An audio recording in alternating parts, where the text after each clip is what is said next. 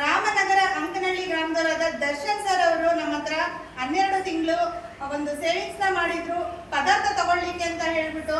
ಇವತ್ತು ನೋಡಿ ತುಂಬಾ ಖುಷಿ ಆಗುತ್ತೆ. 12 ತಿಂಗಳು ಡ್ರಾ ಆಗಿತ್ತು. 2 BHK ಮನೆ. ಇವತ್ತು ಮನೆ ಕಟ್ಟಬೇಕು ಅಂದ್ರೆ ಮಿಡಲ್ ಕ್ಲಾಸ್ ಫ್ಯಾಮಿಲೀಸ್ ಗಳಿಗೆ ತುಂಬಾನೇ ಒಂದು ಕಷ್ಟ ಆಗ್ತಾ ಇರುತ್ತೆ.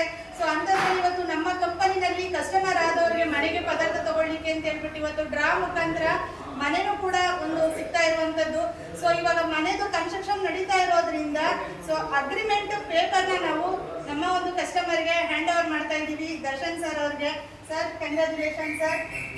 ಸರ್ ಇವತ್ತು ನಿಮಗೆ ಅಗ್ರಿಮೆಂಟ್ ಅನ್ನ ಹ್ಯಾಂಡ್ ಓವರ್ ಮಾಡ್ತಾ ಇದ್ದೀವಿ.